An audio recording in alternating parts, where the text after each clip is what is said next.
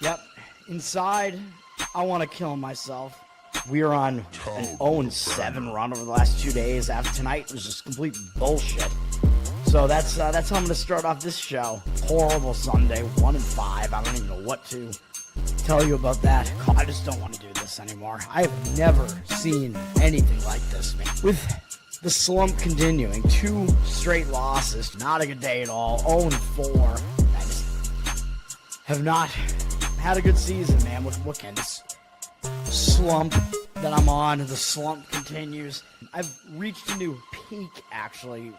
I'm gonna burn my Bruins hat, man. I don't know what is going on with the Bruins. March 8th, is that what it is? I don't even know. It's March 9th, I think. Who even knows, man? I don't know what day it is anymore. I don't even know what day it is anymore, man. Back with you after the worst day that I could possibly have. Back with you, as I always am. Until I die, at least. 0-2 yesterday, and yesterday did not go well for me. 0-5. The worst month that I've ever had in my 18 years doing this. I don't know what to even tell you about this anymore. Broke the slump yesterday as the slump just continues. The slump continues. Somebody fucking kill me, please. I don't even know what I should do at this point other than potentially end it all. What's up, everybody? It's Toad back with you. This is Better Off Dead Saturday, November 1st edition. Happy November, everybody. Jeffrey, what's up? Thanks for hanging out. Finished Halloween. Finished October, having a bad Halloween. Yeah, we died. Like I said, I was worried about that. Dude, I was on too hot of a run for it to continue. Obviously, I wanted to continue, but yeah, yesterday, wasn't a good day. I think we kind of got screwed on the NBA games. One of my plays was legit bad, was Syracuse. I will apologize for that. They looked okay somewhat early on. They were winning the game, I think 10-0 early, 10-3 or whatever, 10-3, I guess. It was looking okay there, but if you looked at the stats on that, they were getting completely outgained in the game. They were not winning that game statistically by any means, so that was a loser. There was no doubt about it. I think I do have a right to complain about both NBA games, though. So the NBA, I could actually bring this up. We could just look at what happened with the NBA here. Hold on. Let's get to it here. The first one that we had that was a loss was the New York Knicks, right? Which I know they were never winning by enough to cover that. Hold on. I'm taking my headphones off and my cord is getting all tangled here. I just have to unburden myself, man. And yes, I apologize for looking like a fat baby, as I apologize for last night, which, by the way, thanks for hanging out for the college football show last night, everybody who did, which was basically just Mr. Pinsey. You guys can go watch that still. I gave out 3 plays. I'm going to reiterate what they are at the end of this show, but if you want the analysis, you can go there or go to my Instagram. I put those videos up there already. Looking like a fat baby as well. Knicks and Chicago. This game, yeah, the Knicks were never really in position to cover this, but if you look at the stats in this game, I'm going to be kind of pissed about this because Chicago just shot out of their minds in this game. 53.6% from the field, 45.9% from 3. Come on, man. This is just an outlier of a 3-point percentage from Chicago here. And then I believe there was a huge free throw disparity in the game, too, which was the other reason why we lost this game to such a degree. We had, let me see. It's hard to read this because I shrunk. I enlarged the screen, yeah, there it is.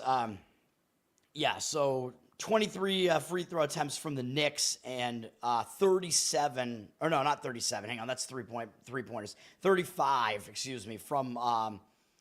from the Bulls. So the Bulls had 12 more free throw attempts in the game. So definitely a little bit of reffing going on there. And the Knicks actually had more shot attempts in the game. And usually the team that has more shot attempts, you're going to have a pretty good chance to win the game. The Knicks had 91 field goal attempts to the Bulls' 84 field goal attempts. So this game wasn't exactly what it looks like. I'm not necessarily saying that I definitely should have gotten that one right with laying the points with the Knicks, but it was a little bit less bad than it looked. And the Memphis one, which, by the way, Memphis, you could have gotten them at +2 or 2.5 when the game went off. And I did recommend waiting on that one because I said I think Luka's coming back. And if he does, that line's going to move even further towards the Lakers. So I did say probably wait on that. Although I kind of liked it either way. I thought Memphis was just going to win the game outright. And they wound up losing the game. They were winning this game in the second half. As you can see here, this was looking pretty good for Memphis here in the third quarter. They had taken like a double-digit lead. I was like, all right, sweet, we're going to get this one. And then they fell behind again, never were able to bounce back from it and get back in the game. Luka did obviously play. But the Lakers, I mean, they shot above 50% from the field. I mean, that's a little bit of an outlier. Memphis won the rebound battle and the turnover battle. And usually when a team wins those, they don't usually lose the game. So what the fuck happened in this game? By the way, the courts look like ass for the NBA Cup usually, but they actually made it look a little bit less bad, I think, here. Although maybe it's just Memphis specifically, because the courts are usually just this bright, like, disgusting vomit where you like can't even see what's going on. So I'm hoping that they change that. Maybe this means they did, because I don't know what Memphis's court looked like during the NBA Cup before, but you can see here on this highlight here, it was at least like a gray, like neutral tone there, so at least that's better. You can actually see what's going on, but I still hate the fucking NBA Cup. But this game, I mean, the free throw disparity was out of control in this game. Fuck the Lakers. Fuck how much of the reffing they get in their favor. They had 33 free throw attempts, and Memphis had 19. I think I'm looking at the right column there. I mean, it's just ridiculous, man. So we got kind of fucked by the refs in these games, especially that Memphis one. I thought we were going to go 2-2 last night, but we went 1-3. I thought Memphis was going to get us a win in that one. Just, it was some bullshit. And then we did get the Dodgers right. Maybe had to get a little bit lucky on that one. Andrew, I don't know if I'm going to, Andrew, Jeffrey. Why did I say Andrew? What happened to Andrew, by the way? I'm used to Andrew being in the chat, and he's not in here anymore. Multiple guys that I argue with. Jeffrey, I apologize for that. Well, I don't know if I should apologize. I still think I kind of had the handicap right because, I mean, Gossman, he ran into walk issues. It was really just one inning where he was bad, but that was the difference in the game was the one bad inning that Gossman had where he gave up 3 earned runs. So we were able to get the win there, and then it did get dicey at the end. The Dodgers did, the Blue Jays did out-hit the Dodgers in the game. But, again, the Dodgers did draw some walks. They did have that one inning that was good. Yeah, I mean, Toronto did have chances at the end of that game. It got really dicey because Sasaki, the guy who was actually crying at the beginning of the year, I don't know why the Dodgers wanted to use Sasaki to finish that game off. I mean, I know he throws pretty hard. He throws in the upper 90s. It was really, really questionable at the end of that game. I think he put 2 guys on in the 8th and 9th, although in the 8th inning, I'm going to say the umpires handed Vladimir Guerrero that walk in the 8th inning. I don't know if you saw that. It didn't wind up mattering because they got out of the inning anyway, but with, I think, a pop-up and then another out after that because it was 1st and 2nd with 1 out in that inning, I think. But Guerrero, he walked. There were at least 2 calls in that at-bat that were wrong calls. Like, they handed him a walk on bad calls. So, of course, that was a factor there. I mean, that's just a factor that sometimes happens in baseball, I should say, with, elite hitters like Guerrero get calls like that. But you can't really, if you're an ump, you got to not do that, man, when the game's on the line like that. And then Sasaki had Kirk in an 0-2 count to start the 9th inning. And then he hit him with a pitch, like just an absolute wild pitch, hits him in the hand. So now all of a sudden, instead of probably getting Kirk out, he gives him first base. Then he gives up, I think, a double to the next batter. So now it's 2nd and 3rd with nobody out. So it's with a 3-1 game. It's like, yeah, you're pretty much fucked here. Like you could potentially get out of that, but still, it's just so questionable. And then I don't know if they actually brought Glasnow into the game or not, because I think normally Glasnow would be starting today, but I don't know if he came in or not. I know he was warming up. I missed what happened at the very end of that game because I got distracted and because I couldn't stomach it. But they were able to battle out of that and get out of it. And if you saw how the game ended, it ended on a double play. It was a line out to kind of shallowish left field. I think Enrique Hernandez, Kike, who was on the Red Sox for a little while. One of the most ridiculous nicknames out there, because you can really have a lot of fun with Kike. He made the catch on the line drive, and I think it was I guess it was Kirk who was on second, right? Kirk, unless did they pinch run for him? I don't know. Whoever was on second, or no, Kirk was on third, so I think it was Barger. Whoever it was that had the double was on second. He got doubled off of second base, and that was how the game ended. It was bad base running, though. It was definitely a base running mistake. Like, I mean, if that ball was anywhere near catchable, you got to make sure that you don't get caught too far off the bag, and he did. I mean, it was a close play, too, at second base. But, yeah, that was a crazy way for that game to end. So, yeah. Charles, what's up, man? Thanks for hanging out. Oh, I missed your good morning. I missed that. What's up, dude? The Knicks, yeah, they didn't play that poorly in the game. Just, yeah, pretty lame with those. Yes, I'm a baby face right now. You like the Knicks tomorrow? I've not even looked at it yet. I have no idea what I'm going to do with that.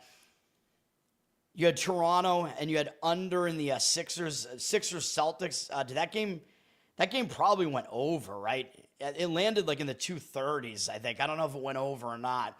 And you had the Toronto Raptors. I didn't see what happened in those games at all, man. Mr. Pinsey, what's up, man? Thanks for coming back.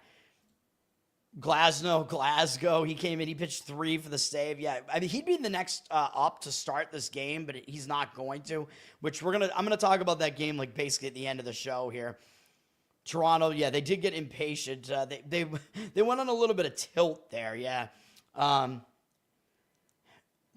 Dojasu, I don't know what we're talking about here. But yeah, so Glasnow, I mean, they could have started him again if he only threw 3 pitches, although you don't want him to have to, warm him up again and have to come in for a start. But we'll see what happens today, man. It's basically, he's probably going to be available to pitch today because he only threw 3 pitches yesterday. So he might come out of the bullpen. Unders on Sixers games. Yeah, I mean, I never like to generalize. I like to look at the individual situation. I'm not going to just blindly fire on all unders or whatever, even though I guess if you hit a trend right, you can get a lot of those right. But let's get into today, man. Already 12 minutes in. I don't want the show to be that long, even though I did already put my videos up. I got to make sure that my college football picks are in order here. We got a bunch of hockey today. We have a little bit of afternoon hockey. I don't want to talk about every one of these games. Typically, I'm going to skip games that are big lines, or I'm just going to briefly mention a couple of these. As is tradition, I'll talk about my Boston Bruins. They are hosting the I almost said the Panthers. That would be weird. The Carolina Hurricanes. Hurricanes off to a good start. They are one of the better teams in hockey for sure. Carolina's off an easy win over the Islanders with Bussy in net. So that means Anderson is going to be back in net for this one. You're going to see both teams with their better goalies here.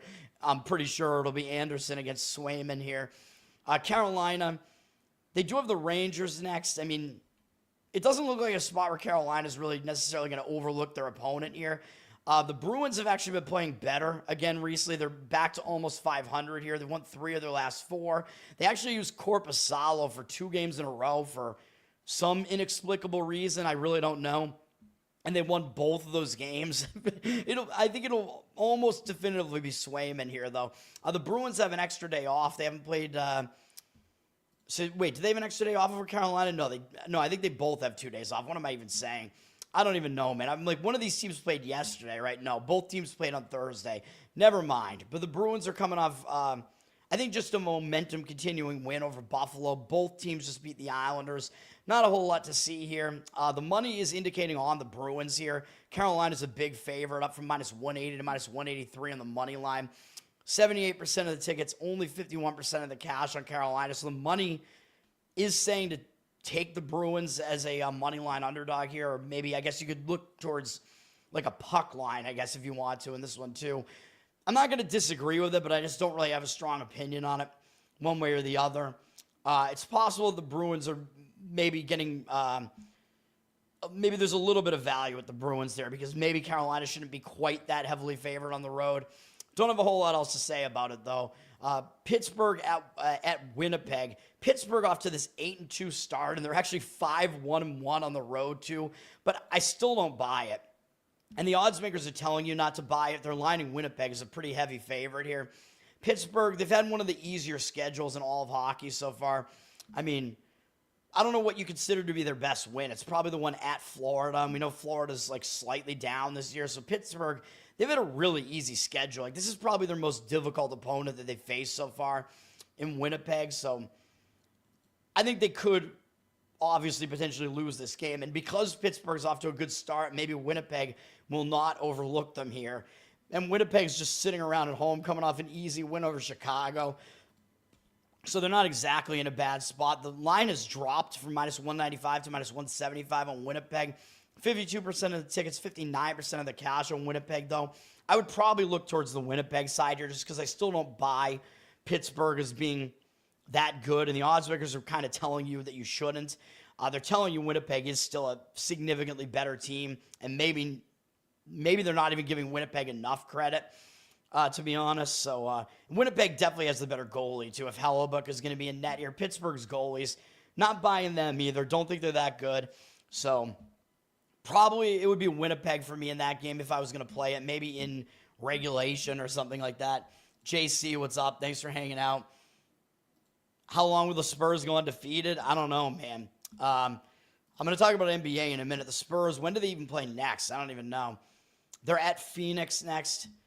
I don't know. It's gonna. I'd have to look and see what the scheduling spot is. Once I see how the scheduling sets up, I mean, it seems pretty likely though that the obvious answer is going to be when they go to the Lakers here that they're going to lose that game, and they'll probably be an underdog in that game. So I would probably say that will be their first loss.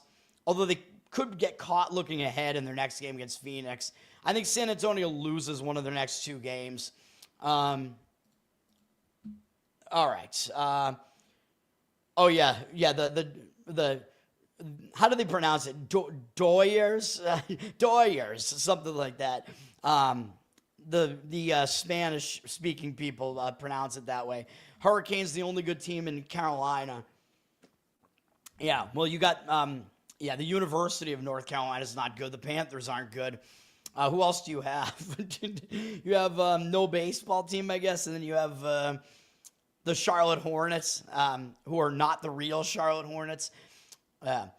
Colorado at San Jose. Colorado's on a back-to-back, so that's one thing to consider here is that a few of these hockey teams played yesterday, and Colorado had a big win yesterday against Vegas. They're coming off back-to-back big wins against the Devils and against the Golden Knights. Two big wins for Colorado. Now they're on a back-to-back, and then after they play at San Jose, they got Tampa Bay, Edmonton. I mean, those are bigger games, so I think it's somewhat of a sandwich spot and a back-to-back and a letdown spot for Colorado here. They're going to be using Blackwood in net, not to be confused with Wedgwood. So I would kind of worry about that, too, because it's going to be Blackwood's first start in net of the season. I'm pretty sure he's already confirmed to be the starter. So I would start leaning towards San Jose in this game. My only issue is San Jose is also coming off a big win over on New Jersey, although they did have they had 2 days off, They haven't played since Thursday. No, 1 day off. I can't do math anymore. 1 day off because they haven't played since Thursday. But it still could be maybe somewhat of a difficult spot to try to win back-to-back big games like that. And it looks like it'll probably be Askarov back in net for this one, which is really bad. He's been pretty bad. Bad enough that everybody's been making fun of him. Although Nedeljkovic was the one who gave up that empty net goal when he was still in the game and he just strayed too far away from the net. So bad goaltending for the San Jose team. I don't know if I can quite get there with that one, but I do think if you play this game, you want to take San Jose on the puck line or something like that. I just think the spot is pretty bad for Colorado. Colorado's gone up on the money line from -210 to -230. 91% of the tickets, 96% of the cash on Colorado. So the money is somewhat indicating on Colorado. I wouldn't do it, though. It's a huge price. You do get San Jose as a nice big underdog price there if you do want to do anything with that. Dallas at Florida is one of the bigger games today. I guess, debatably the biggest game. It's one of the only games between two really, like, top-level teams, let's say, although, again, Florida's a little bit down this year. The line is actually kind of indicating that Florida's the slightly better team, or at least slightly better in this spot. Dallas, I think, is the slightly better team, though, in my opinion, and they have the better record right now. Dallas is coming off an overtime loss to Tampa, where I gave out Tampa in that game, I'm pretty sure. We got the win. Had to go to overtime to do it. I think Tampa was a favorite in that game, so good thing we got the win on that. Dallas was coming off that Frozen Frenzy Day game against Washington that was a close game. They had this Florida game up next, and they have Edmonton after this. So playing the two Stanley Cup finalists of the last 2 years back-to-back here. Maybe it's more of a bounce-back spot now for Dallas, because when they make this Florida trip here, most teams are going to focus more on Florida than on Tampa Bay. So I could see that being an argument why Dallas might show up here. Florida's going to show up too, though, and Florida just had an uglier loss against Anaheim, and they haven't played since Tuesday after that. So Florida's coming off a worse game. And then I think Dallas, they haven't played since Tuesday again too, right? I don't know what that Disney thing was that just came up. What the fuck was that? I know Dallas played on Thursday, so actually Florida has more rest here. So I think that's part of the reason why some of the money is coming in on Florida here. And they're coming off an uglier loss to Anaheim, which was one of the winners that I gave it on the show with Anaheim. So, I'll actually agree with the market in this one. I think Florida's in the better bounce-back spot here. They're up from minus 114 to minus 128 on the money line. 59% of the tickets, 65% of the cash on Florida. I'll agree with Florida in that one slightly. Some of these games I kind of just want to point out because the market has kind of a strong indicator. And like this one, Washington at Buffalo, it looks just a little bit strange to see Buffalo as a favorite. Like, why would Buffalo be a favorite against Washington, who looked so good last year? Washington not off to a great start this year, but everybody kind of remembers how good they were last year. They still got Ovechkin. Buffalo's been terrible for years, so it's going to look a little strange to see Buffalo as a favorite here. But the money is indicating on Buffalo. 64% of the tickets, 91% of the cash on them. They're up from minus 110 to minus 115 on the money line. I'm not going to disagree with it. I'll agree with the market on that one and lean to Buffalo. I just don't see a very strong situation for it. Washington has lost 3 games in a row, but they did play yesterday against the Islanders, so they're in a back-to-back. I think that's also part of the reason why Buffalo is the favorite and taking some of the money. Some of it is that Washington has no rest, and they are traveling from Washington up to Buffalo for a single game, and then they have a bunch of days off after this. So it is a little bit of a weird spot. Like, you would maybe try to argue, well, Washington will bounce back from that bad loss, which they were coming off a tough game against Dallas the game before that, so you can kind of see why they lost that game, but to the Islanders. But I don't know, man. It's kind of a weird spot having to go up to Buffalo. Buffalo, they've lost 3 games in a row in overtime, although they didn't play yesterday. So, do I want Buffalo after they did that? Not really. I'll slightly lean to Buffalo there anyway, just because I think it's just kind of that one of those weird single game trips where a team just might not totally focus, but I don't love it by any means. Ottawa, Montreal, I'm going to give out a play on that one, so I'll hold off on that one. Toronto at Philadelphia, the money is strongly indicating on Toronto, up from minus 111 to minus 120 as a road favorite, 70% of the cash on them, 54% of the tickets on Philadelphia. I will agree with Toronto in this one. I think Toronto's the better team, and they're a little bit under the radar right now because they're at 500. One thing to worry about, though, is they're 0-3 on the road so far, which is not good. And Philadelphia's been excellent at home. All 6 of their wins have come at home. They're 6-1-0 at home. So that does worry me a little bit. But I do think the public might start looking at this and think, well, wait a minute. Philadelphia's 6-3-1 overall. Toronto's 5-5-1 overall. And we're getting Philadelphia as a home underdog. It looks weird. It almost looks too easy to take Philadelphia as the home underdog.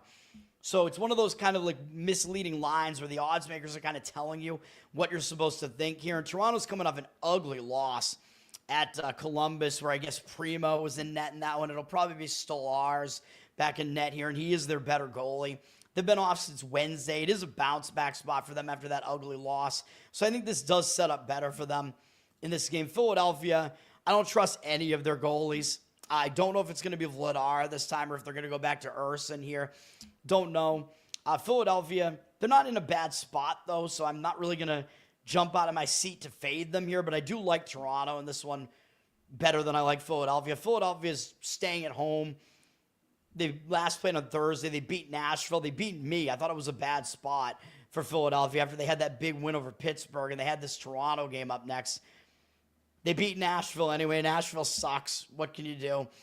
Philadelphia, still don't think they're as good as their record looks. Their schedule's gotten fairly easy over the last stretch, including the fact that I still don't think Pittsburgh is that good. And I had the right lean on that one as well. I thought Philadelphia would win that game. So, yeah, I'd lean to Toronto in this game slightly just because I think they are under the radar as the better team. Yeah, I mean, I don't know what any of these other games I really want to talk about here. I don't know. I'm going to skip some of these games because I just don't really have much of an opinion. I mean, I'll just mention that the market is saying Columbus is very public, 75% of tickets, only 62% of the cash. I think they are coming off that win over they're coming off that win that I mentioned over Toronto, so maybe it is a little bit of a letdown spot for them. Whereas for St. Louis, they're on a skid of 6 games in a row that they've lost. So I guess I won't disagree with that one. Columbus has gone up from -115 to -138. 75% of tickets, only 62% of the cash on them. I'm not talking about all of them, so I'm not gonna. I've already skipped a couple of them. I'm not gonna do it. Urston is hurt. All right. Who's their? I don't know who their backup is, but that's also not a good sign for Philadelphia. Then, if they're going to use their backup here, well, I guess we could see what this site is saying. The site is saying Vladar is actually their predicted starter here. I don't know if he's really going to be though. But yeah, I do see reasons to look towards St. Louis as an underdog in that one against Columbus. I think Columbus, they're not really as good as their record makes them look right now. St. Louis is probably better than their record looks. The money's coming in on Vancouver for what it's worth. 70% of the tickets on them, 70% of the cash, on Vancouver, with 62% of the tickets on Minnesota. Minnesota up from -150 to -158. I don't really see much of a strong reason for it though. Vancouver's coming off a win at St. Louis in overtime. Decent win there.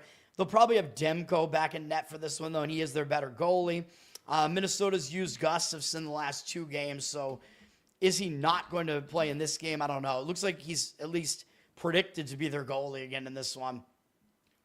Minnesota's on a 5-game loss streak, though. So to me, it looks like you could see maybe a team that's going to be angry a little bit and really be trying for a win. So I don't really understand why the money's coming in on Vancouver. I think both teams are kind of in focus spots there. So not really something that I'm really jumping out of my seat to get involved in. And then what else was I going to say? Oh, by the way, because Colorado and San Jose, I forgot to mention this because I'm never thinking in terms of totals and whatever, but because Colorado and San Jose, I think, are both in bad spots, and you have really questionable goaltending here with Colorado starting one of their backup goalies for the first time this year, and San Jose's goalies just all being awful. I think the over makes sense in that game with both teams potentially being in letdown spots too. And the total is already flipped to over the 6.5, which, by the way, if you took my recommendation on that one in the Ducks game last night, you got the win, but it took an empty netter to do it as it landed on 7. 6.5 is pretty high for a hockey total, but it's high for a reason again. So I do lean slightly to the over in that game as well, Colorado, San Jose. New Jersey and the Kings here. This is a somewhat good game. I mean, these teams are not bad. New Jersey off to a very hot start. They've lost 2 games in a row, but I think you can kind of see why they lost to San Jose in their last game. It was a bad spot because New Jersey, they hadn't lost since their opener to Carolina. They'd won 8 games in a row. Then they got stopped by Colorado, a Colorado revenge spot there. Colorado was able to get the win, and I think that just took all that momentum away and hung New Jersey over into the next game. And they lost really badly to San Jose. So I think they're in a bounce-back spot. That was an embarrassing loss. They haven't won on the road trip yet. So I think it's a focus spot for New Jersey here. The Kings are coming off a loss as well to the Detroit Red Wings. And you can kind of explain that because they were returning home from a road trip that they'd been on for more than a week. So it was kind of a bad spot. When a team returns home from a road trip, as I always talk about, they can get a little bit distracted. They lost that game. But then the team can tend to do a little bit better in the next game after that. They tend to refocus a little bit. So I think you might see more focus out of the Kings coming into this next one here as well. So they're in a pretty positive spot as well. So when I think both teams are going to be focused like that and they both can play well, they both might focus on defense a little bit. I would say that is a situation where you actually kind of want to lean towards an under. But you know me in hockey unders. The empty netters can just completely ruin an under. The total is somewhat high at 6. So you're getting a little bit of a decent number on that if you do want to agree with that and look towards an under. I'm starting to try to, handicap totals a little bit more than I have in the past, starting with the one that I gave out as a play in college football. So hopefully we get that one, but we'll see. I'm not going to give out a play on this game, though. And New Jersey, by the way, is also a favorite on the road here, down from -110 to -109. 89% of the tickets on them because they have such a good record right now. The public is going to be on the New Jersey side. 99% of the cash on them as well. I don't disagree with the New Jersey side here either. I think they're in more of a bounce-back spot because their last game was just so embarrassing against San Jose, so I don't disagree with that either. And then we got, let me see. Edmonton is just a massive favorite against Chicago. Like, basically, the odds makers are telling you to not buy Chicago's above 500 record right now. I wouldn't disagree with the Edmonton side in that one. Maybe going with Edmonton to win in regulation or something. Edmonton kind of in a bounce-back spot of a loss to the Rangers, which I think was in overtime, which is going to lead into me also giving out a play on the Rangers and Kraken game. Let's get into it. We'll call it the best bet segment already, even though I'll talk about a couple other NBA games too once I get to it. I'm going to have one play in the NBA as well, 2 in hockey. First one up is going to be on Ottawa on the money line. I like Ottawa in this one against Montreal. I think this is a nice fade spot here to fade Montreal. Montreal's up from -123 to -125 on the money line. The money in the market seems to be very much agreeing with Ottawa here, at least for the time being. 62% of the tickets on Montreal, 89% of the cash on Ottawa, though. Starting handicap in this game, well, first of all, you see Montreal has a good record at 8-3. And Ottawa off to not as good of a start. It's 6-5-1, although not terrible. But I think people are going to look at that and think, well, we want to take the better team, where it's basically just to pick the winner price. And yes, I know Montreal is good at home, 3-1. Ottawa's only 2-3 on the road, so we are kind of bucking that a little bit. But the home advantage is factored into the line. And I think being at home is actually a disadvantage for Montreal here because you know what I'm about to say. They're in a return home spot. And I know they've had a few days off. They haven't played since Tuesday, but I don't think that's a good thing for Montreal because I think that kind of makes you settle in at home, and I think it causes more of a distraction. So Montreal, they're out in the Pacific Northwest. They had a good road trip. They won 3 out of 4 games. Could have actually won all 4. The only loss was at Edmonton by 1 goal. They finished up the road trip. They were all in the Pacific Northwest, basically, in Western Canada. They're coming back home. I think the fact that they've had multiple days off, it could allow them to get whatever they have to get done at home done prior to this game. But I still think it's going to be a distraction spot. And I think when you get settled in at home, it's potentially going to become more of a distraction, especially if you finish that road trip on a roll, which they did. 2 games in a row, they won. I think having that extra time off is actually going to hurt their momentum a little bit because when you're winning, you want to keep playing. So I think this is a bad spot for Montreal for all of those reasons. And again, they still could be distracted by having to return to home life and whatever, and they have travel here, whereas Ottawa played more recently. They played on Thursday, but they had a close call against Calgary, which Calgary is one of the worst teams in the NHL, dude, and for Ottawa to barely get by them, I think that's going to cause Ottawa to be focused. Maybe they were already looking ahead to this, but the other thing is Ottawa, even though they're traveling to Montreal here, they're starting a road trip. So teams that start a road trip usually are focused. I tend to really like to try to find teams that are starting a road trip against teams returning from a road trip because you get just a complete mismatch of foci. The team that's starting the road trip tends to be way more focused than the team returning home from a road trip. So I like that aspect of it too. I think Ottawa's going to be focused again because they barely got by Calgary in their last game. They might have already been looking ahead here. And the travel spot is not bad for Ottawa because all they're doing is traveling from Ottawa to Montreal. So it's a very short travel leg here as well. So I like Ottawa for a bunch of reasons. I think Ullmark will be back in net again for them because he's their goalie who plays most of their games. So he's only played their last 2. He's most likely going to be their goalie here. And for Montreal, it's going to get interesting because I think Montembeault is going to be back in net.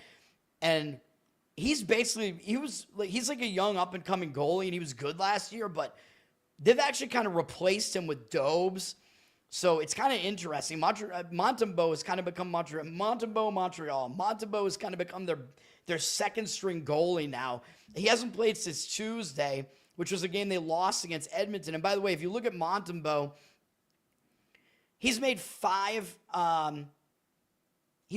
starts this year, and 3 of them have been losses. So all of Montreal's losses have come with Montembeault in net. And if you look at those losses, I mean, the last 2 times he was in net, they lost. And either he or the team have allowed 4 or more goals in 4 of his 5 starts. So that is not a good sign. They've been giving up a ton of goals with this guy in net. So I think he is going to be back in net here. He is at least scheduled to be. So that's another, I think, downgrade for Montreal here. So I like Ottawa. So I think that's the best play in hockey today is the Ottawa Senators. Sunglasses? Thank you, sir. What sunglasses? They're transition lenses. I guess, you mean with my costume yesterday? I think just because I was outside when I took those pictures. You like the under in, Anaheim and Colorado? What are we talking about? Wait, what? Colorado's playing San Jose, dude. What are we talking about here? You mean this is a future game you're talking about? I don't know what we're talking about here. I have no idea. Jeffrey, what are you talking about? All right. Now, the other game is going to be, we're going to go with the Seattle Kraken. This is the other best bet. You can get them as a nice underdog money line price at home here. So we got 2 hockey underdogs, man. I like these small underdogs when it lines up with a nice spot on them. The money seems to be disagreeing with this, at least for now. I don't know if it's going to continue to be that way because this is a late game. Rangers down from -134 to -130 on the money line. Yes, I know the odds makers are telling you the Rangers are not as bad as they look. I don't disagree with that, but I just think this is a bad spot for the Rangers. 50% of the tickets, 79% of the cash coming in on the Rangers. So yeah, the money is indicating on the Rangers for now, but the records aren't really that much different. And yes, I know the Rangers have been way, way better on the road, which was part of my handicap when I said play the Rangers against Vancouver. We got the win in that one. They're 5-1-1 away from home. I get it. But Seattle's also good at home. Seattle's 3-0-1 at home, so they've not lost in regulation at home. So it's like, which one of those is going to win out? Well, I just don't think the Rangers are in a good spot, man. And at least they have name recognition behind them, and they're 5-5 now. So it's not like the fact that the Rangers are favored doesn't look that weird against Seattle. And yes, I do agree that the Rangers are the better of these 2 teams, but I just think this is a spot where they might overlook Seattle, man. They're about to finish a road trip. The Rangers are. The Rangers have already won their last 2 games, so they've won 2 out of 3 on the road trip already. And that last game, they beat Edmonton in overtime, man. That was a big win for the Rangers. So I think they could be in a letdown spot. I think they might overlook Seattle here because after this, they come back home, and they got to face Carolina when they come back home. So this looks like a sandwich spot to me. I think they might get caught here.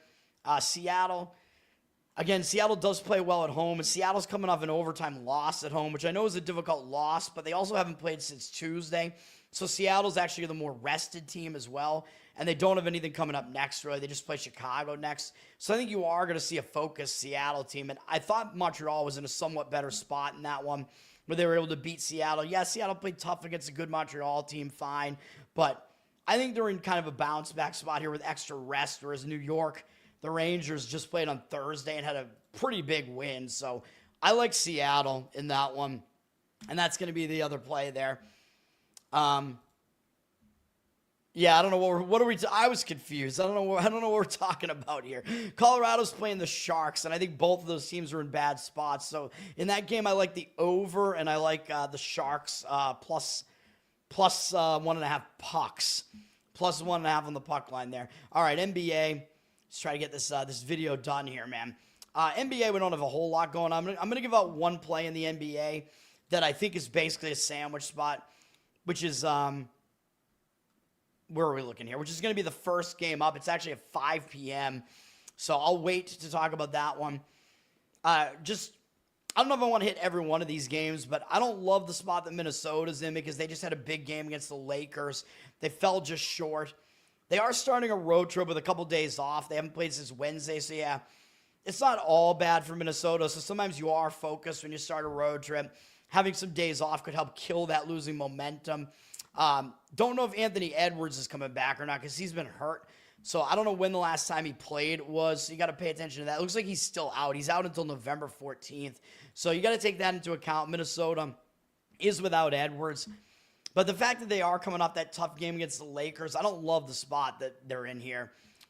Do I want to give out a play on the Hornets? No, not really. The Hornets have less rest. They just played on Thursday. They did lose again in a blowout to Orlando, but it was a return home spot. Although they stayed on the East Coast and it wasn't really that long of a trip that they made. I don't know. Maybe they got caught. Orlando may be starting to play better with this new up-tempo offense. I don't know. I don't want to do anything with this game. I mean, the money's actually coming in on the T-Wolves. They actually went up from a 1-point favorite to a 5.5-point favorite. So I don't know if there are some other injuries going on with the T-Wolves. Are there other injuries going on with either one of these teams? I don't know. Like, are there other injured players that are coming back for the T-Wolves? Because when I saw that line jump to 5.5, I thought that maybe that meant Anthony Edwards was coming back. I don't know what's going on with it, man. I'm not going to touch this game. But 75% of tickets, 95% of the cash coming in on the T-Wolves. The fact that they're now up to 5.5 on the road, though, I don't know. I would probably take the points with the Hornets, but I don't want to touch it at all. Golden State at Indiana. Golden State obviously off to the much better start here. They're coming off a loss to Milwaukee on Thursday. Could be maybe in a bounce-back spot, even though Milwaukee is an opponent you're going to have much more focus on right now than Indiana because Indiana still doesn't have a win. Although you could argue that Indiana is going to be more hungry because they got to get a win at some point here, man. And they did just lose a return home spot to Atlanta, and they got blown out, and now they're just staying at home after getting blown out by 20 points. So I think the spot does actually look a little bit better for the Pacers here. The Warriors are taking the money. They're up from 9 to 10.5 as a favorite on the road. Obviously, part of that is because the Pacers are just a massively injured team right now. They just have tons of injuries, including obviously Halliburton may not return this year. 60% of the tickets, 81% of the cash on Golden State. So the money's coming in on the Golden State side. I probably wouldn't agree with that. I would probably take the points with Indiana. It's just, I think, too many points, but I don't have much of a feel for that either. I don't even know if I want to talk about Orlando, Washington. I mean, this game is just like, Washington is just horrendous. I mean, I don't know. Orlando's obviously the way better team. They finally got a win over Charlotte that could propel their momentum forward, where they finally broke their loss streak. Orlando actually does have 2 wins now. Washington coming back home from Oklahoma City. They got blown out in that game. I don't think they're going to overlook anybody, though, because Washington, they're such a bad team that they just can't overlook anybody. The money is still coming in on the Magic, though. I mean, they're not really in a bad spot, and I think the Magic are a little bit maybe undervalued right now because of their tough start to the season, but obviously the Magic, talent-wise, they're way better than their record right now. They're up from 8 to 8.5, 91% of the cash on them, 62% of the tickets on the Wizards. Is the public really coming in and taking the Wizards? I highly doubt it, but I don't really have a reason to disagree with the market in that one and the Orlando side, so I guess. I mean, this is a weird day with a lot of road favorites here. The Houston Rockets are a road favorite against the Celtics.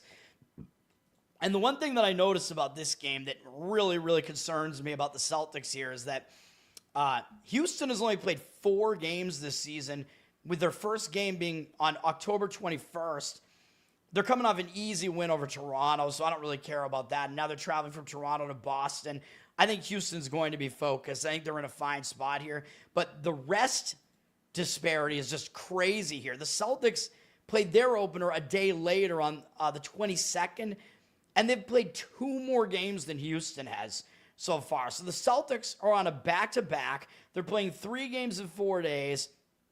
They're playing 4 games in 6 days, and they played a back-to-back last Sunday and Monday, so they're actually playing 5 games in 7 days, which is extremely rare in the NBA. They're also playing 6 games in 9 days and 7 games in 11 days. I mean, the Celtics have had the most like packed schedule out of any team so far. And they're coming off back-to-back big wins over Cleveland, and then yesterday getting the win against Philadelphia in revenge on the road. And now they come back home from that. Houston's a good team, so they're not really a team that the Celtics can really overlook. But, I mean, this rest spot is just terrible. I mean, you might see the Celtics start resting players. I mean, there's no injury issue here really to see on either side. I mean, it's just Houston, obviously. Van Vliet just might never come back.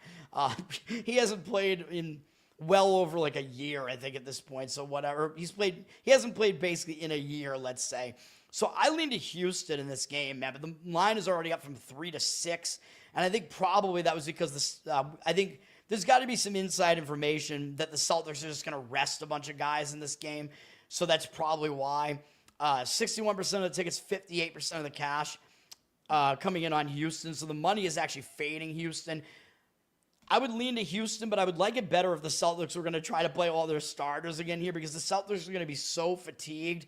But who knows what their backups are going to do. The only thing you could say about if the backups play is the backups will be excited to play. That's the only thing you could really say, is that the backups, they'll be less fatigued and they'll probably actually be excited to get their opportunity and go out there and play. So that's like the only thing that I can see where maybe you could have some hesitation on the Rockets there. So I'm not going to give it out as a play, but I would lean to laying the points with the Rockets. That rest spot is just really, really crazy there. You like the Rockets? Yeah, I agree with that. You like most of the underdogs. The game I'm gonna give out is an underdog, but I actually like more favorites than underdogs. I like Orlando in that one. Orlando. I mean, they're still figuring things out. I don't know why they changed their offense. I don't get it. The Wizards. Yeah, sure. The Wizards are definitely square. No, I don't. I mean, the Wizards are never going to be square. But I agree with the market in that one on the Magic. These other games are a little bit harder to figure out. And then the night game is the Mexico City game at 10 p.m. I don't know why we do this international shit. You can go watch this on Peacock and Telemundo because it's in Mexico City for the Spanish speakers. You can go watch this on Telemundo. Does the fact that it's in Mexico City, does that mean that Dallas has some sort of advantage here because it's closer to Dallas than to Detroit? I don't really think so. I mean, I don't know what to expect in this game, man. And Mexico City, by the way, is at high elevation as well. So that could kind of affect teams as well. It can kind of make them more tired, right? Because it's harder to breathe in higher elevation. So it becomes really weird. I mean, we've seen that in the NFL games. I don't know how to handicap this game, man. Dallas, they've been off since Wednesday. They barely got by Indiana in that game. That was a win for us on the show with Indiana. Indiana made a nice comeback and almost were able to get that win. I think Dallas was looking ahead to this game, so I do think they're going to be focused, but it's a spotlight game. I think both teams are going to be focused here. Detroit's coming in off just a destruction of Orlando, so they look better right now than Dallas does. So that's one thing to consider, is that Detroit probably looks a little bit better than they are right now. Dallas looks worse than they are. But you go look at this number, and the Pistons are an 8-point favorite. It's like, why? Are the Pistons really worthy of being an 8-point favorite against the Mavs on a neutral? Probably not, but the reason why they're an 8-point favorite is because Dallas has a lot of injuries. 50% of the tickets are on Dallas, so it looks like Dallas is getting more of the public action. People they like Cooper Flag. I guess they consider the Mavs to be still a good team, so I don't know. They're getting some of the public action. I don't know. 83% of the tickets on the Pistons. I don't know if I'm going to agree with that one, though. Dallas obviously has to deal with their injuries, though, but they're going to be at least rested. So the fact they haven't played since Wednesday is helpful. The fact they have a thin roster here, but it's going to be difficult for them to play in the interior because they're going to be without Anthony Davis and Derek Lively in this one. Gafford is listed as day-to-day, game-time decision. I expect that he will go in this one. So they'll at least have one of their big men in there with Gafford. But Detroit's not really one of those teams that's going to dominate you on the interior, though. So that gives Dallas maybe a little bit of a reprieve as far as the matchup is concerned. I would probably take the points with Dallas if I was going to play that game. But, I mean, that game I have very little opinion on. The money is saying otherwise, but This NBA card is just so hard to read today, man. NBA board, I mean. The game that I think I have the best read on, though, we're going to take the Sacramento Kings plus the points. I think this is a bad spot for the Bucks here. And if you look at this game, it's like, well, wait a minute. Why are the Bucks only a 5.5-point favorite at home where they're 3-0 against an 0-3 road Kings team who only has one win on the season, where Milwaukee only has one loss? It looks way too easy to lay the points with Milwaukee. Now, the one thing that you do have to keep in mind here is that Giannis is a game-time decision. So I might actually recommend that you wait on this one because the Bucks have dropped from a 6-point favorite to a 5-point favorite here, or 5.5. I think is pretty predominant out there. But if it's announced that Giannis is going to play, obviously the line's going to move up on the Bucks. So I think this line is you're probably not risking having it go down that much further. I think maybe it's worth waiting a little bit to see if Giannis does play, and then you'll get more value on Sacramento. But I kind of like it either way. Whether Giannis plays or not, I kind of like Sacramento here because I just think this is a bad spot for Milwaukee. And for Sacramento, they do have one key injury, which is Malik Monk. I don't know when he's coming back, though. He's been out. I don't think he's played yet this season, if I'm not mistaken, but it looks like he's not playing in this game, so I don't think you have to really concern yourself with that. But the reason why I want to fade the Bucks here, not just with the fact that it looks way too easy to lay the points with them, I think they're in a bad spot. So I do want to make sure, when's the last time Giannis played? Let me just see here. He's questionable today. He played against the Knicks on the 28th, so he missed their game against the Warriors. So I like this either way, man. So here's the thing. So Giannis, the injured player spot for Giannis was this game against the Warriors, and I talk about that all the time. When your star player goes down, the team will step up their level of play that first game without him, and that's exactly what Milwaukee did. So they were already coming off. They're coming off 3 big games in a row, man. They played Cleveland close on the road, big game. Then they beat the Knicks following that up, and beating me too, because I thought the Knicks were going to win that game. I gave them out as a play. Another big win for Milwaukee. Then Milwaukee beat Golden State without Giannis. That was a big step-up game for them in the injured player spot without Giannis. They played really well. But now they're either going to be in the second game without Giannis, or I think the team could take a step back, or he's going to return, and it's going to be the reverse injured player spot, and they have to work him back in and whatever, and they might take their foot off the gas a little bit. Either way, it makes it a bad spot for Milwaukee here, and I think this is a sandwich spot, too, because I think they might just overlook Sacramento and be looking towards Indiana, and you might be asking me, well, why would they do that? Because Indiana's 0-5. Yeah, I know, but remember what happened last year, man. Milwaukee, oh yeah, what happened last year? Indiana was the team that eliminated Milwaukee from the playoffs last year and ended their season. So do you not think that Milwaukee wants to go beat those guys? I think they do. They lost that series in 5 games, too. Pretty embarrassing. I think Milwaukee does have that game circled, and they want that game. I don't think they care as much about the Sacramento game. I think it's a sandwich spot. I think the injury spot lines up in favor of the Kings as well. Take the Kings plus the points in that one. The opposite of no Kings Day. Mark Lawrence likes Georgia, Maryland, and Cal. I am going against him in the Georgia game. So I obviously disagree with that. Maryland, I don't even remember what I said. I think I slightly agree with Maryland, but I mean, there's no way that I want to give that out as a play. And Cal's playing Virginia, right? I disagree with him on that one too. I like Virginia in that game slightly. So I do not like Mark Lawrence's freebies there. His maybe his paid plays are better than that. I don't know. Sacramento's lost 3 in a row. Yeah, I forgot to mention what Sacramento's scheduling spot is. I think they're in a bounce-back spot. I mean, they've lost a few games in a row, but if you look at what they did, they lost to Chicago by double digits in their last game. They've been off since Wednesday, so they have an extra day of rest, which I think is actually going to help them, and they're still looking for their first win on the road trip, so I think they're going to be focused for that reason. They're going to bounce back from a double-digit loss. So you can kind of see why they lost by double digits there, because they actually played pretty competitively against Oklahoma City the game before that, and it was a back-to-back as well, and it was a third game in 4 days, too, so that was a bad spot for them.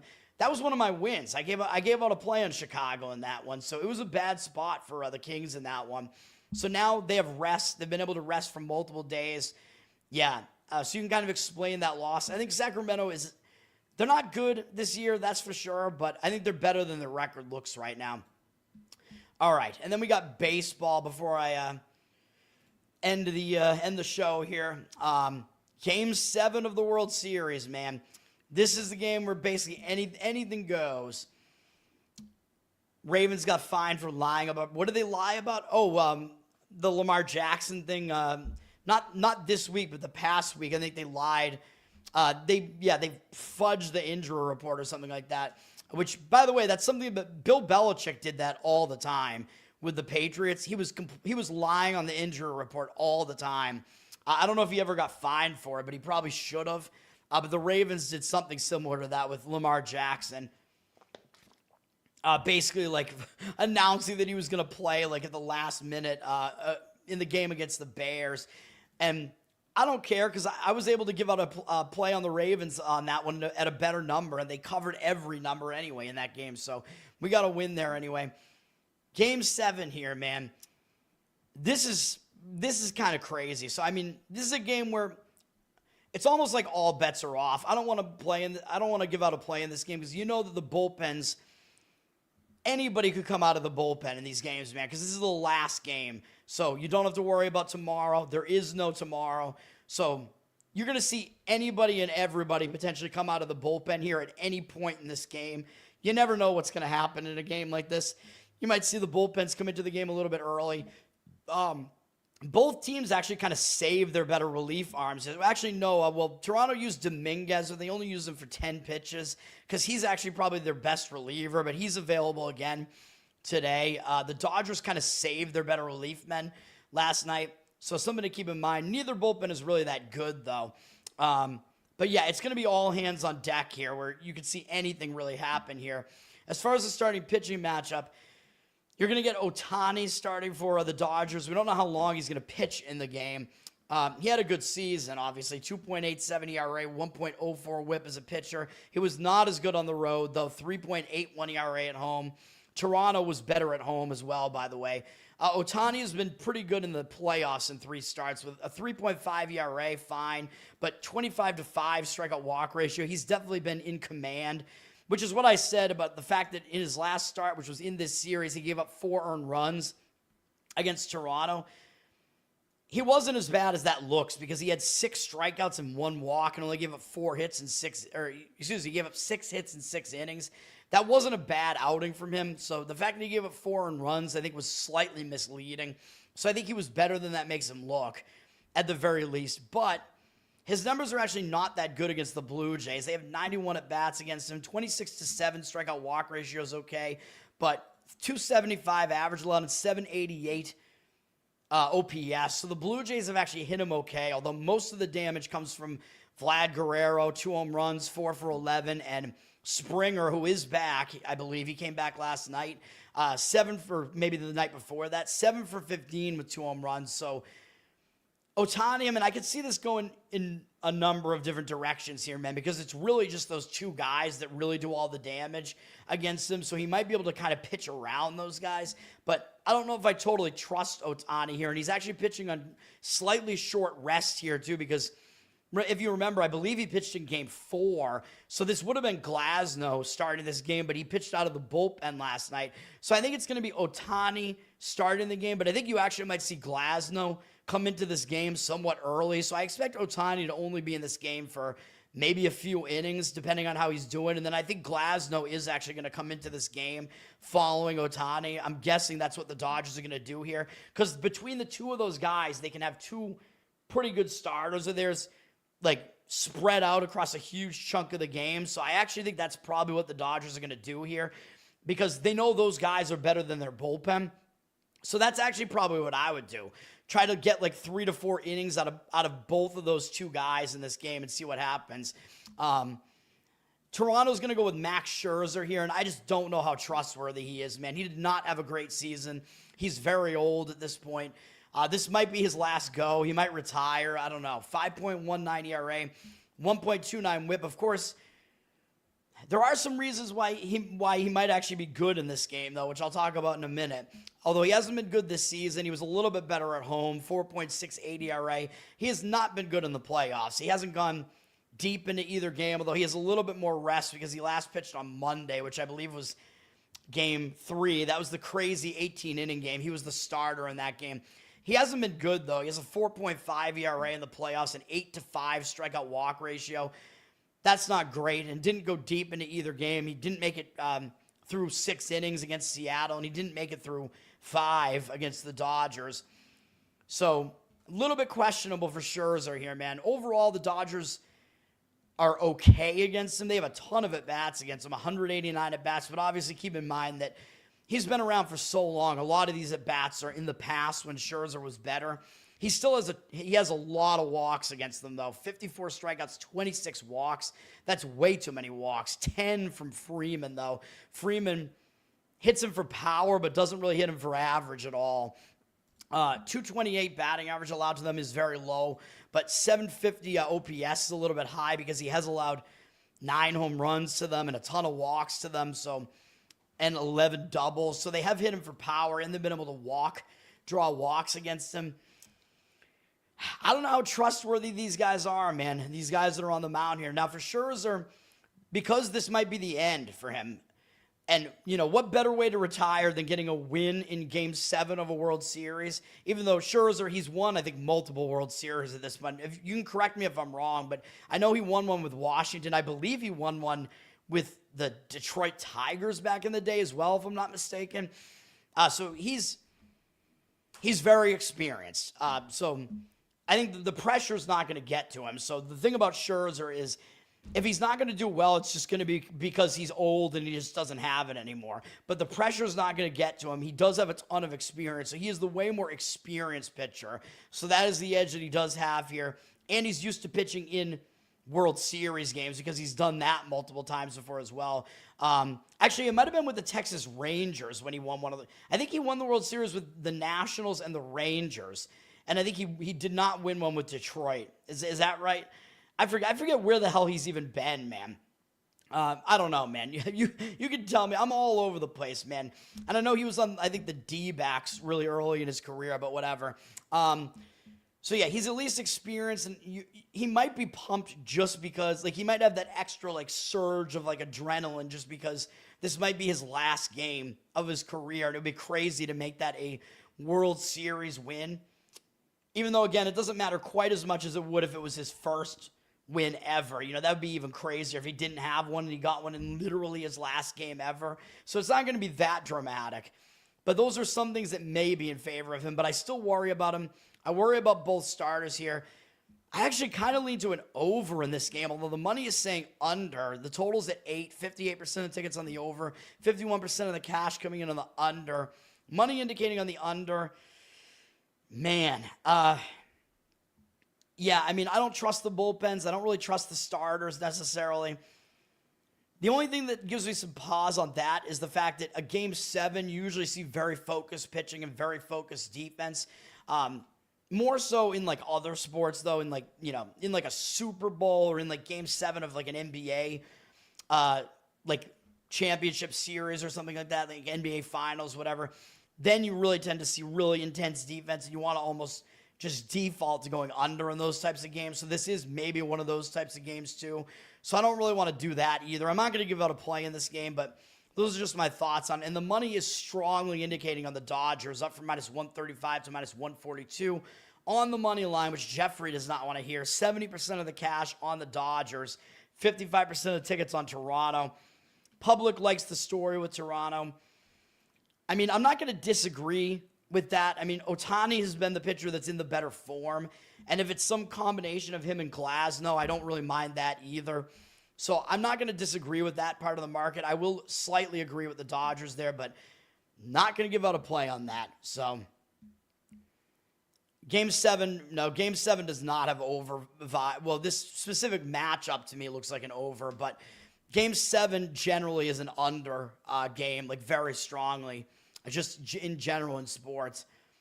Yahoo is showing money on the Jays. I don't buy what Yahoo is saying at all. I don't know what sports books they're tracking. I don't buy it. I stick with what I'm seeing here on this screen here. Dirty Sock, thanks for hanging out, man. You think the baseball gods? You think the umpires are going to be helping the Dodgers in this one? Maybe, I don't know. Oh, I forgot. Saab has the Jays. That's right. I want to see Saab win $30K. I think he should hedge some of that back, though, to be honest, because we're down to a game 7 here where like anything could happen. The money is indicating on the Dodgers. I would probably throw some money on the Dodgers. Just you could set up a situation where you can ensure yourself a profit regardless of what happens. I don't know about that script. I think if the script writers are writing this, I think they would write Scherzer wins 3rd World Series. I don't think they care about Ohtani as much. Ohtani's going to be in the league for a long time. Ohtani won a World Series last year. Like, why the fuck does that matter? I know he didn't pitch last year, but he hit. He was one of their batters last year. I mean, he already has a World Series win. Springer, yeah, the Kirk Gibson. Springer's not limping, though. Kirk Gibson was like 40 years old and like literally couldn't even walk, which isn't quite the case. Isn't quite the case with Springer. That was off of my man Dennis Eckersley, by the way. I like Dennis Eckersley. That's true. I don't want Canada to win. That's a fair point. Who was limited? I don't know they said, Lamar Jackson was limited. Lamar Jackson was a full practice participant that year. Halloween, it was okay. It was low key. We didn't really get any trick-or-treaters though. It was fine, just hanging out. We made some brownies. We had some really, really good brownies. That was kind of the main deal there. I bought that Phillies hoodie online from a sketchy maker. It came from China, and it worked out. I got it. It was only like $40. So it was the right move for a Halloween costume. I'm probably not going to wear it again. Hell yeah. So yes, you can go see that on Twitter. I was the Phillies Karen. Anyway, final market read on my college football games today real quick before I get out of here. So we are on Florida against Georgia. Where Georgia's, we see the market shifting now. Georgia's got 82% of the tickets, only 78% of the cash, so I like to see that. So the money does look like it's starting to align with me on Florida, so I like that. I did give out Arkansas as well. The money's starting to come in against them on Mississippi State, where that was not the case last night. So I don't know. I mean, maybe it's some take back because the line moved up a little bit. I don't know, but I'm on Arkansas today. I still think Mississippi State's a somewhat public underdog in that one. And then I did give out a total, so hopefully we're going to get a win on a college football total, which I never do. So we'll see if my foray into totals starts working here. It was decent in NHL last year, although I haven't done it this year, but I'm on the over in South Carolina and Ole Miss. And it looks like more of the cash is indeed on the over in that game. So market reads there. I got to get my picks in order for college football. I'll give out all my plays here today one more time. College football, we have Florida +7, Arkansas minus the 4.5. Or I think you might be able to get minus. Actually, no, it looks like minus 4.5 is probably the best you can do now. South Carolina, Ole Miss over 55.5. Hockey, we got Ottawa on the money line, Seattle on the money line, and then NBA, Sacramento Kings plus the points. Might wait around a little bit on that one and see what the Giannis injury situation is, because I think it seems somewhat likely that he will come back and play, and if that's the case, you'll get a better number on Sacramento. But I like Sacramento in the game either way. It's just a matter of getting the best number.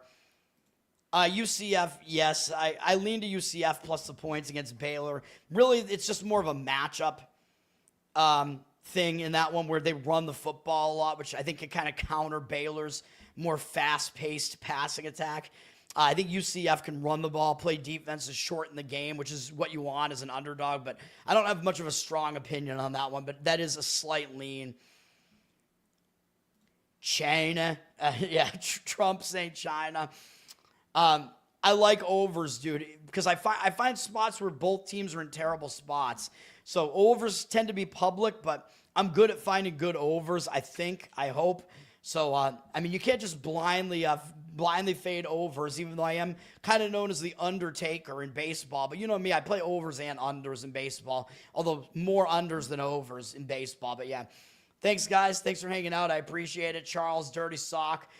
Jeffrey, who's the other JC, we can call him. The real JC, I think, was in here as well. Mr. Pinsey, is that your name? You were in here as well. Hopefully I didn't miss anybody. Charles, everybody, thanks for hanging out, everybody. That's going to do it. Learn to Toad on Twitter. Learn to Toad on Instagram. Like, subscribe to the channel here. It all helps me out. Leave me a comment. Tell everybody about it. Give me a good review on Apple and Spotify and the audio as well. And listening over there helps me as well. Covered in Uke is my Uke channel on YouTube. And patreon.com/learntotode. You get a Uke Spotify feed and prioritized requests, which Charles has gotten a couple of those out of me. That's going to do it for now. The Doyers, yeah. It'll be an interesting game. We'll see. The Suns pulled off an upset last night. I don't even know what my thoughts were on that one. I missed that comment. I was just seeing the old comments there. Yeah, but I'll be back tonight with the NFL show tonight. So come back for that. You guys already know I'm on the Carolina Panthers, though, and I don't know how many more plays I'm even going to have, but I'm going to break it down. We'll be back then. Peace for now, guys. Thanks for hanging out.